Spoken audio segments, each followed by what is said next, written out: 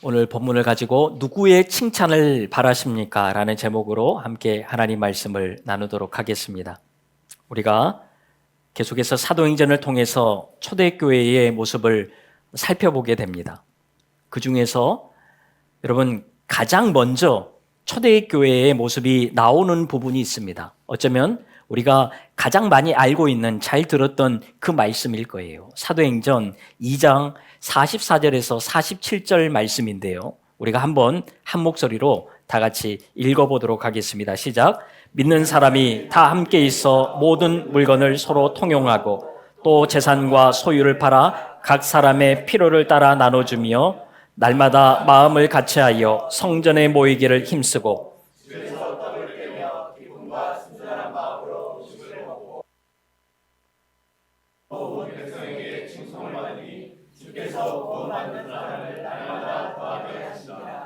아멘. 여러분, 이것이 초대교회의 모습이었다는 거죠. 사도행전에서 어쩌면 가장 먼저 나오는 모습일 수 있어요. 여러분, 초대교회가 어땠다라는 거예요? 함께 서로 같이 했다라는 것입니다. 물론 함께 떡을 나누며 교제하는 것도 필요합니다. 그러나 여기에서 같이 했다는 것은요, 시간적으로, 공간적으로 함께 했을 뿐만 아니라 날마다 마음을 같이 했다는 거예요. 여러분, 마음을 같이 했다는 것이 뭘까요? 그 사람을 생각하고 그 사람을 위해서 늘 기도해 주었다라는 거예요. 기도만 한 것이 아닙니다. 그 사람의 필요를 알고 그 사람의 필요를 채워주었다라고 성경은 말씀을 합니다. 한마디로 말해서 여러분, 초대교회의 성도들은 다른 사람들에게 좋은 성도였다라는 거예요. 성경을 보면 온 백성에게 칭송을 받았다라고 말씀을 하잖아요. 저는 우리 모두가 여러분 정말 좋은 성도들이 다 될 수 있기를 바랍니다. 교회 안에서만이 아니라 우리가 세상에 나가서도 다른 사람들을 대할 때에 저 사람 참 좋은 사람이야. 자, 이런 말을 우리가 들으면서 살아야 되지 않겠어요? 여러분, 우리가 세상에 나가서도 믿지 않는 사람들에게도 칭찬받는 그런 사람들이 되면 참 좋을 것 같아요. 여러분, 이렇게 할 때에 초대교회가 하나가 되었다라고 성경은 말씀을 합니다. 그리고 오늘 본문에 와서 또다시 강조하는 부분이 있습니다. 사도행전 4장 32절 같이 한번 읽습니다. 시작. 한 마음과 한 뜻이 되어 모든 물건을 서로 통용하고 자기 재물을 조금이라도 자기 것이라 하는 이가 하나도 없더라. 아멘. 믿는 무리가, 성도들이 한 마음 한 뜻이 되었다는 것입니다. 총체적인 연합을 이루었다라는 거예요. 여러분, 겉으로 볼 때에만 으쌰으쌰하면서 성도들이 함께 움직이는 것처럼 보였던 것이 아니라 여러분, 진정으로 하나가 되었다라는 것입니다. 만나면 즐겁고 흩어지면 서로를 위해서 기도하는 교회. 여러분, 생각만 해도 좋지 않습니까? 만나면 즐거워요. 흩어지면 서로를 위해서 기도해요. 여러분, 저는 우리 교회가 이렇게 하나 되는 교회가 되기를 소망합니다. 그런데 여러분, 우리 하나 됩시다. 여러분, 하나 됩시다 하면 하나가 됩니까?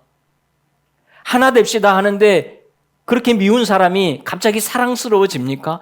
그렇지 않잖아요.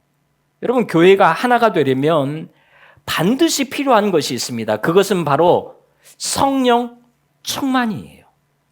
초대교회는 모든 성도들이 성령 충만했기 때문에 한 마음 한 뜻이 되었던 것입니다. 여러분, 성령 충만하면요, 일단 마음이 굉장히 넓어집니다. 성령 충만하면요, 마음이 조불조불하지 않아요. 성령 충만하면요, 우리의 눈이 날카롭지 않습니다. 남을 바라볼 때에 레이저 쏘듯이 바라보지 않는다라는 거예요. 성령 충만하면 마음이 넓어져요. 그래서 모두를 다 용납할 수 있고 모두가 이해가 되고 모두가 용서가 되는 거예요. 품어지는 것입니다. 저 사람은 왜 저래? 이 사람은 왜 이래? 이러지 않습니다. 저 사람은 저럴 수도 있어. 이 사람은 이럴 수도 있어. 성령 충만하면 마음이 이렇게 넓어지는 것입니다. 그러니까요, 저 사람 때문에 교회 공동체가 하나가 못 되는 것이 아니라 누구 때문이에요? 나 때문에 하나가 되지 못하는 거예요. 여러분, 내가 먼저 성령 충만할 때에 우리 교회가 하나가 될 줄로 믿습니다. 내가 성령 충만하면 하나가 될 수 있어요. 자, 그러면서 오늘 본문에서 특별히 더 강조하는 부분이 있습니다. 사도행전 2장에서보다 오늘 본문에 오면 4장 끝부분에서 5장 바로 앞부분이죠. 이 부분에서 조금 더 구체적으로 이야기를 하는 게 있습니다. 그것이 뭐냐면 여러분 32절을 다시 한번 보세요. 32절. 자, 32절을 다시 보니까요. 믿는 무리가 모든 물건을 서로 통용하고 자기 재물을 조금도 아끼지 않았다라고 말씀을 합니다. 여러분 사도행전 4장 34절 35절 같이 한번 읽습니다. 시작. 그 중에 가난한 사람이 없으니 이는 밭과 집 있는 자는 팔아 그 판 것의 값을 가져다가 사도들의 발 앞에 두매 그들이 각 사람의 필요를 따라 나누어 줌이라. 아멘. 여러분 이 말씀은 어떤 부자 한 사람이 이렇게 했다는 것이 아닙니다. 오늘 4장 뒷부분에 나오는 대표적인 인물 바나바만 이런 일을 했다는 게 아니에요. 여러 성도들이 계속해서 자주 이 일을 했다라는 것입니다. 그러면서 교회 안에 가난한 자들의 필요를 채워주었다라고 성경은 말씀을 합니다. 이것이 초대교회의 모습이었다라는 거예요.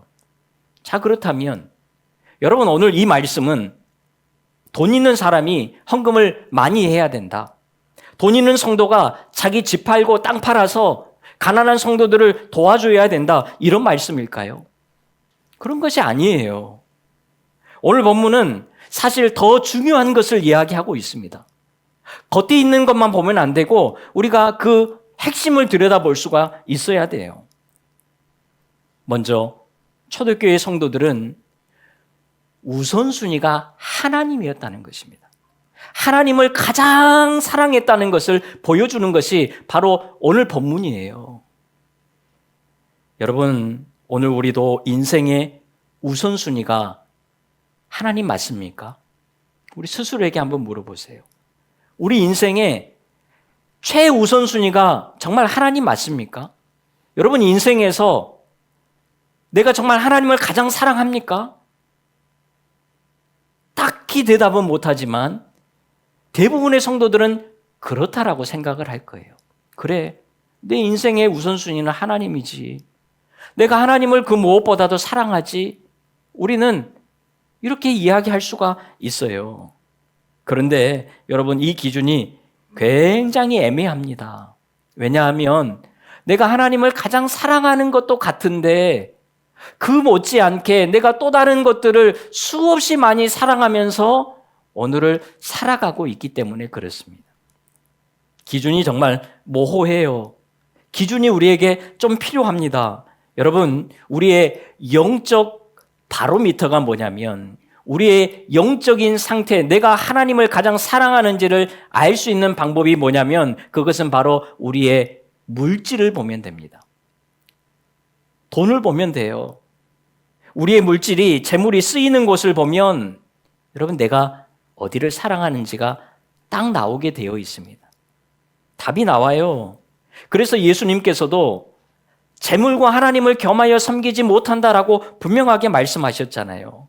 우리가 이 강력한 재물을 뛰어넘어야지만 예수님을 가장 사랑할 수 있게 된다. 이것을 말씀하는 거예요. 내가 예수님을 가장 사랑합니다. 그래서 사랑해지는 것이 아니고요. 정말 내가 강력한 그 재물을, 돈을 뛰어넘을 수 있다면 그러면 우리는 하나님을 자연스럽게 사랑할 수가 있어요. 그런데 솔직히 이것이 진짜 어렵습니다. 여러분, 지금 우리가 살아가는 이 시대만 물질 만능주의 시대가 아닙니다. 인류 역사상 돈이 중요하지 않은 때는 단 한순간도 없었습니다. 돈의 흐름이 권력의 흐름이었고 돈의 흐름이 승패의 판가름이었습니다. 어느 나라, 어느 누구도 말할 것 없습니다. 다 똑같습니다. 여러분, 초대교회 성도들도 돈이 필요하지 않았겠습니까? 돈의 중요성을 몰랐을까요? 이들도 돈이 필요했고 중요했습니다. 돈이 있어야 살 수 있었거든요.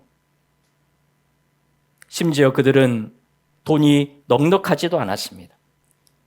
저는 지금까지 살면서 돈이 넉넉하다고 말씀하는 분들을 단 한 번도 만나본 적이 없습니다. 여러분, 분명히 넉넉한데도 여러분 항상 없는 것이 돈 아닙니까? 돈이라는 것은 그런 것 같아요.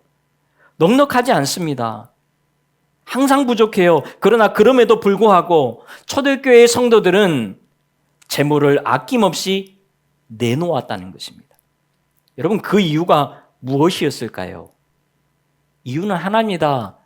재물보다 하나님이 더 우선순위였기 때문에 그렇습니다. 그렇다면 이들은 어떻게 이 강력한 재물을 뛰어넘어서 하나님을 더 사랑할 수 있었을까요? 초대교회 성도들은 물질에 있어서 청지기 의식이 있었습니다. 여러분, 청지기 의식이 뭐지요? 물질이, 돈이 내 것이 아니라는 거예요. 내 것이 아니면 누구 거예요? 하나님의 것이라는 것입니다. 하나님께서 나에게 맡겨주셔서 오늘 내가 관리하고 사용하면서 살아가는 것입니다. 이것을 깨닫고 살아가는 것, 여러분, 이것이 청지기 의식이지요. 여러분, 물질이 내 거니까 아까운 것이고 내 거니까 더 모아야 하는 거예요. 하나님의 것이면 하나님이 필요하다고 하실 때에 언제든지 내어드릴 수가 있는 거예요. 하나님이 달라고 하면 얼마든지 돌려드릴 수가 있는 것입니다. 내 거라고 하니까 드릴 수가 없고 못 드리는 것입니다. 그리고 살아가는데 솔직히 물질이 필요하고 중요하잖아요. 목사인 저도 필요하고 중요합니다. 그렇다 보니까요, 이것 없으면 안 될 것 같은 거예요. 세상을 살아가는데 너무 필요하니까 이거 없으면, 이거 놓으면 정말 큰일 날 것만 같은 거예요. 그래서 재물을 내려놓기가 더 어려운 것입니다. 그러니까요, 청지기 의식이 없다는 것은 하나님에 대한 전적인 신뢰가 없다라는 것일 수도 있어요. 하나님께서 나를 책임지신다는 것을 믿지 못하는 거예요. 그래서 하나님이 아니라 내가 재물을 붙들어야 하는 것입니다. 자, 그러니까요, 오늘 말씀은 너희들도 청지기 의식을 가지고 내가 필요할 때에 땅도 팔고 집도 팔고 다 내놓아야 된다, 이런 말씀을 하는 것이 아니에요. 여러분, 오늘 말씀의 핵심은 이겁니다. 정말 너희들 나 믿니? 정말 내가 너희들 삶을 책임진다는 것을 믿니? 물질 안 붙들어도, 나만 붙들어도 살 수 있다는 건 믿니? 여러분, 지금 이것을 묻고 계신다는 거예요. 여러분, 오늘 우리에게 이런 믿음이 있습니까? 하나님이 정말 나를 책임지신다. 내가 재물 붙들지 않아도 내가 하나님만 붙들어도 살 수 있다. 여러분, 이 믿음이 우리에게 있습니까? 오늘 이런 믿음이 우리에게 있기를 바라요. 그렇다면 우리도 하나님께 나의 재물을 아낌없이 내어드릴 수 있기를 바랍니다. 아멘을 하기는 했는데 뭔가 불안해요. 다 내놓으라면 어떻게 하나? 진짜 내놔야 되면 어떻게 하지? 아멘도 나도 모르게 해버렸는데 이것을 어떻게 책임져야 하나? 여러분, 너무 걱정하지 마십시오. 성경은요, 청지기 의식을 우리에게 말씀하실 때에 단 한 번도 다 내놓으라고 하신 적이 없습니다. 우리에게 주셨다가 다시 뺏어가시는 그런 분이 여러분, 우리 하나님 아니에요. 오히려 우리에게 청지기 의식을 확인하신 다음에 믿을 수 있으니까 더 맡기시는 분이 우리 하나님이시잖아요. 여러분, 우리가 잘 아는 달란트 비유가 있습니다. 2달란트, 5달란트 받았던 사람들이 열심히 일해서 2배의 수익을 얻었습니다. 주인이 돌아왔을 때에 보고를 하지요. 그런데 이 주인이 그래, 너 4달란트 모았으니까 다 가져와. 10달란트 모았으니까 다 가져와. 가져갔습니까? 안 가져가세요.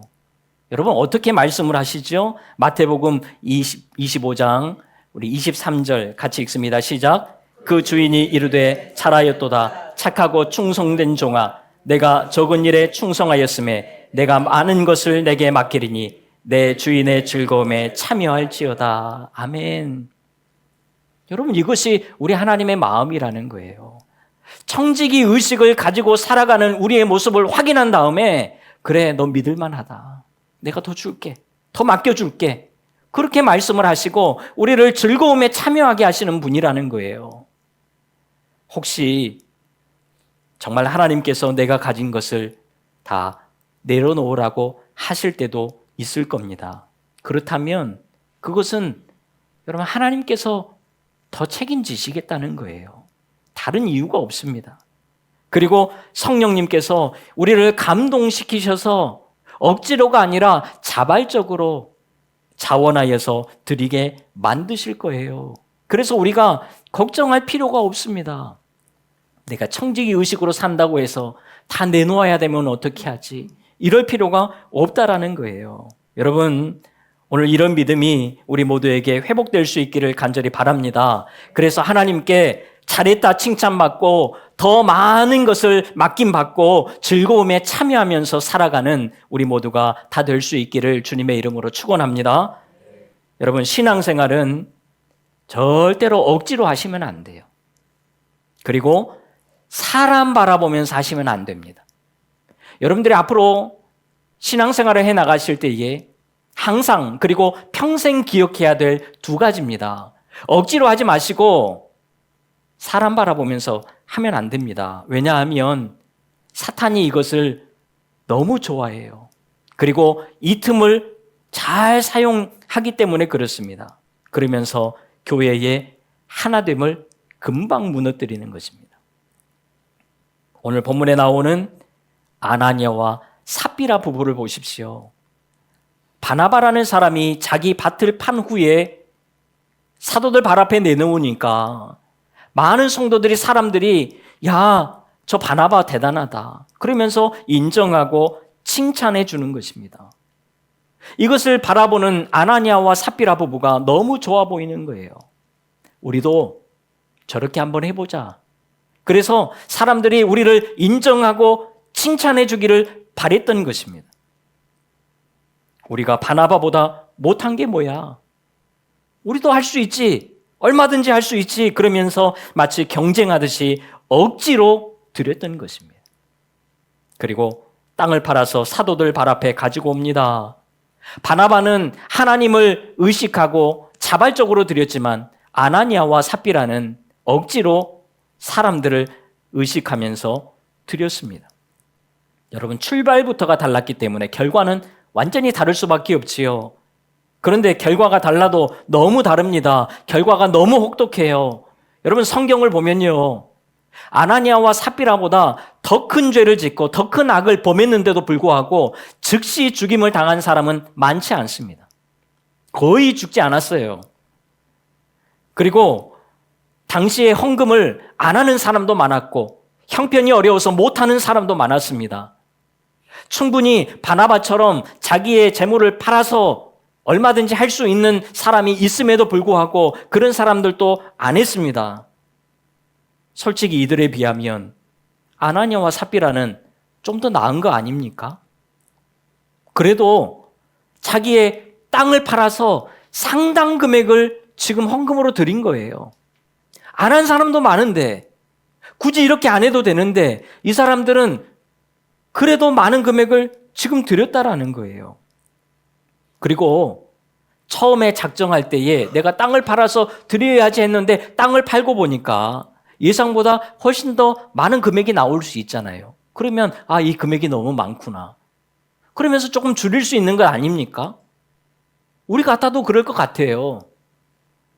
그런데 이들은 그 즉시 죽임을 당해버립니다. 분명히 우리가 볼 때에 굳이 이렇게까지 할 필요가 있나? 왜 하나님이 이렇게까지 하셨을까? 여러분, 지금 하나님께서 우리에게 굉장히 중요한 것을 말씀하기 위해서 오늘 이 사건을 행하셨다라는 거예요. 지금 헌금 금액을 이야기하는 것이 아닙니다. 더 중요한 것을 이야기하고 있어요. 그게 뭐냐면 오늘 보면 11절을 보세요. 같이 한번 읽습니다. 시작. 온 교회와 이 일을 듣는 사람들이 다 크게 두려워하니라. 아멘. 여러분, 여기에서 교회라는 단어가 처음 나옵니다.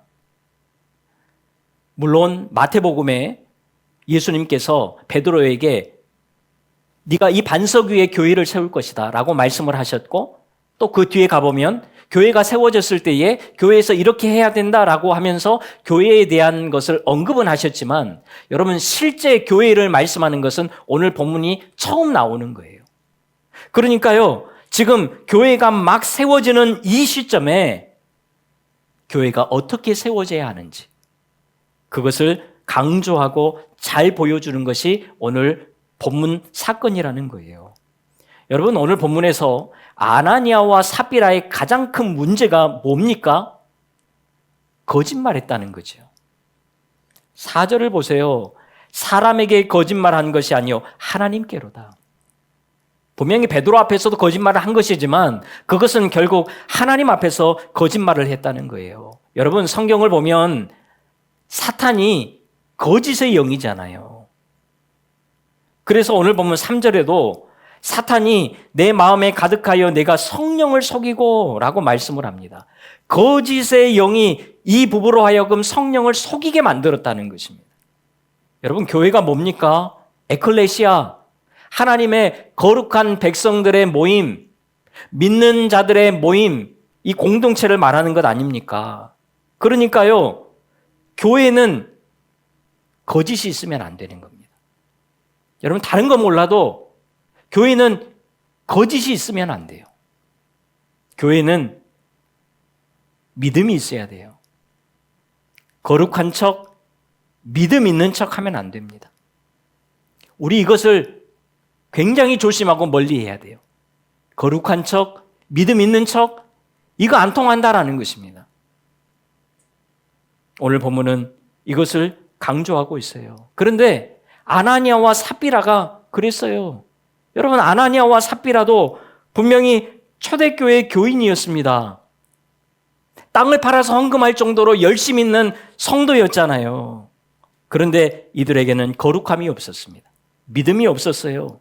그저 사람들에게 인정받고 사람들에게 칭찬받는 것이 좋아서 열심히 교회 생활하는 사람들이었습니다. 오늘 한국 교회 안에 얼마나 많은 이런 사람들이 있는지 모릅니다. 여러분, 우리가 이런 사람들을 구분해낼 수 있을까요? 거룩하지 않고 믿음이 없는데 마치 그런 것처럼 살아가는 성도들을 우리가 어떻게 확인해낼 수 있어요? 우리는 알 수가 없습니다. 그저 신실하고 믿음 좋은 사람처럼 보일 뿐이지요. 그런데 하나님 앞에서는 다 걸리는 거예요. 하나님께서는 초대교회가 막 세워지는 이 시점에서 이것을 지금 골라내려고 하셨던 것입니다. 거룩이 아니라 거짓으로 신앙생활하고 믿음이 아니라 행위로 교회 생활하는 자들을 지금 골라내시는 거예요. 지금 거기에 아나니아와 삽비라가 샘플로 걸려든 것이고, 샘플로 걸렸기 때문에 하나님께서는 더 강력하게 지금 조치를 취하셨던 것입니다. 여러분, 하나님은 교회가 세워질 때에, 교회 공동체가 세워질 때에 거룩하게 세워지기를 원하세요. 거짓이 없기를 원하십니다. 우리는 이것을 반드시 기억하고 우리 교회가 이런 교회가 되도록 우리 모두가 힘써야 돼요. 내가 거룩해져야 되고 내가 거짓이 없어야 돼요. 우리 성도 한 사람 한 사람들이 그렇게 살아갈 때에 정말 주님이 원하시는 교회가 된다라는 거예요. 제발 우리 거룩한 척, 믿음 있는 척 하면서 그렇게 교회 생활하면 안 됩니다. 잘 안 되지만 진짜 거룩하기 위해서 우리가 좀 힘쓰고 살고 예수님을 제대로 믿기 위해서 오늘 힘쓰면서 살아야 된다라는 거예요. 주일날 그저 교회 시간 돼서 맞춰서 오는 수준이 아니라 여러분의 삶 속에 거룩이 있도록 힘써야 되고 예수님의 말씀으로 우리가 믿음이 잘 세워지기 위해서 교회에 와서도 힘써야 되는 거예요. 교회가 좋은 일 별거 다 해도 거룩과 믿음이 없다면 여러분 그것은 교회가 아닌 거예요. 자, 이런 일이 발생하니까요. 이제 교회가 어떻게 됩니까? 사람들이 교회를 두렵게 여기게 되는 거예요. 하나님을 두려워하기 시작합니다. 사람의 시선을 의식하기보다는 하나님의 시선을 의식하게 되는 거예요. 사람의 칭찬보다는 하나님의 칭찬을 바라보면서 믿음 생활 하기 시작하더라는 거예요. 하나님 앞에 거룩한 두려움이 생긴 것입니다. 이들에게는 이 사건이 거룩이라는 예방주사를 맞게 되는 귀한 사건이 되었다라는 것입니다. 그래서 초대교회가 더욱 든든하게 세워졌던 거예요. 그리고 이때부터 초대교회는 성도의 기준을 굉장히 높였습니다. 거룩한 척, 믿음 있는 척, 어떤 행위를 통해서, 어떤 모습을 통해서 성도를 구분해내지 않습니다. 진짜 거룩한지, 진짜 믿음이 있는지 이것을 통해서 성도를 구별해냈던 거예요. 그리고 그런 성도들만 예배에 참여하게 만들었던 거예요. 굉장히 기준을 높였던 것입니다. 여러분, 믿음 생활은 하나님 앞에서 하는 거예요.